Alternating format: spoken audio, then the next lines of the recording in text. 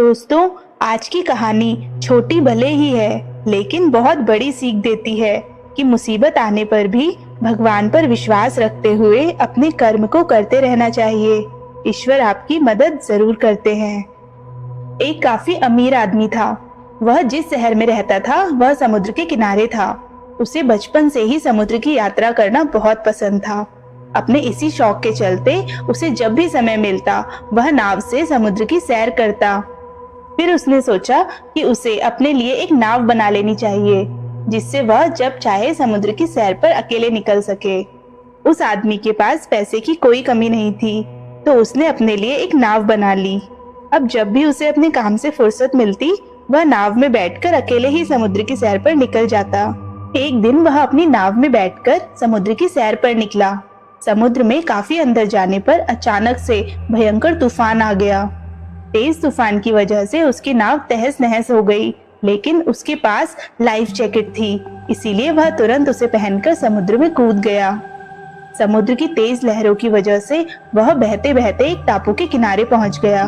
वह तुरंत उस टापू में अंदर की ओर गया कि शायद वहां कोई मानव बस्ती हो, लेकिन उसे उस टापू पर कोई बस्ती या लोग नहीं मिले। वह टापू चारों ओर से समुद्र से घिरा था। उसे घबराहट होने लगी कि अब वह इस टापू से बाहर कैसे निकलेगा। अब तो उसके पास कोई नाव भी नहीं है और उसे तो यह भी नहीं पता कि वह समुद्र में कितनी अंदर उस टापू पर है। उस आदमी ने सोचा कि मैंने तो पूरी जिंदगी में किसी का बुरा भी नहीं किया, तो फिर भगवान ने मुझे ऐसी जगह क्यों फंसा दिया है जहाँ दूर दूर तक केवल समुद्र ही समुद्र है। उसने आसमान की ओर मुंह करके कहा, भगवान, तूने मुझे समुद्र के तूफान से बचाया है, तो आगे का रास्ता भी तुम ही दिखाओगे। उसने सोचा कि जब कोई जहाज इस टापू के पास से गुजरेगा तो वह उसे इशारा या आवाज लगाकर मदद मांग सकता है। इसी आशा में वह पेड़ पर लगे फलों को खाता और समुद्र के खारे पानी को पीकर ही जैसे तैसे दिन बिताने लगा।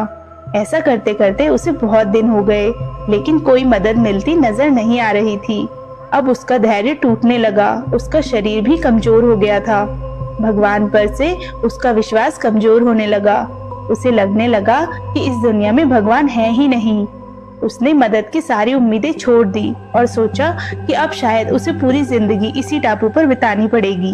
यह सोचकर उसने टापू पर ही रहने के लिए एक झोपड़ी बनाने का निश्चय किया।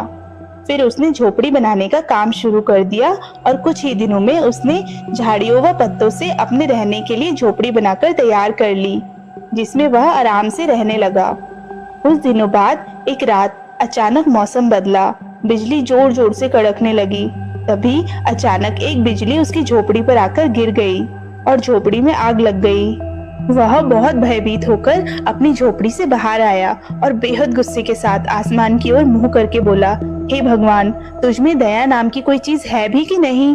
तू बहुत निर्दयी है। पहले तूने मेरी नाव छीनी, फिर इसी वीरान टापू पर मरने के लिए छोड़ दिया, और अब जब मैंने इतनी मेहनत से एक झोपड़ी बनाई, तूने उसे भी जलाकर राख कर दिया।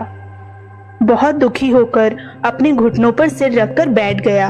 तभी उसे आभास हुआ कि समुद्र से उसकी ओर एक रोशनी चली आ रही है। वह कुछ समझ नहीं पाया और तुरंत उठकर खड़ा हो गया। कुछ ही क्षणों में वह देखता है कि वह रोशनी एक जहाज से आ रही थी, जो उसके टापू की ओर आ रहा था। टापू के नजदीक आकर जहाज में से दो आदमी बाहर आए और बोले कि हमने दूर से इस वीरान टापू में जलती हुई आग को देखा, तो हमें लगा कि कोई उस टापू पर मुसीबत में फंसा है, उसकी मदद करनी चाहिए, इसीलिए हम इस टापू की ओर आ गए हैं। अगर तुम अपनी झोपड़ी नहीं जलाते तो हमें पता ही नहीं चलता कि टापू पर कोई है। उस आदमी की आंखों से आंसू बहने लगे। उसने आसमान की ओर मुंह करके कहा, भगवान, मुझे माफ कर दो। मैंने अनजाने में आपको भला बुरा कह दिया, लेकिन मुझे नहीं पता था कि तूने इस झोपड़ी में आग मुझे बचाने के लिए लगाई थी। इस तरह वह आदमी उस जहाज की मदद से अपने घर वापस चला गया। तो दोस्तों, हमें इस कहानी से यह सीख मिलती है कि कितनी भी दुख की घड़ी में हमें भगवान पर से अपना विश्वास खत्म नहीं करना चाहिए। भगवान पर विश्वास के साथ ही अपना कर्म भी करते रहना चाहिए। इस कहानी में भी उस व्यक्ति ने झोपड़ी बनाने का कर्म किया और उसमें लगी आग को देखकर ही दूसरे लोग मदद के लिए आ सके। भगवान हमें दिखाई भले ही न दे, लेकिन हमें उनकी मौजूदगी का हर पल एहसास होता है। ईश्वर किसी भी रूप में आकर हमारी रक्षा करते हैं और हमें हर मुसीबत से बचाते हैं। हमें अपनी जिंदगी में मुसीबत आने पर ईश्वर पर अटूट विश्वास रखना चाहिए और उनका धन्यवाद करना चाहिए। हमें जिंदगी में जब भी मुसीबतों का सामना करना पड़े, हमें निराश नहीं होना चाहिए और अपने कर्म को करते रहना चाहिए।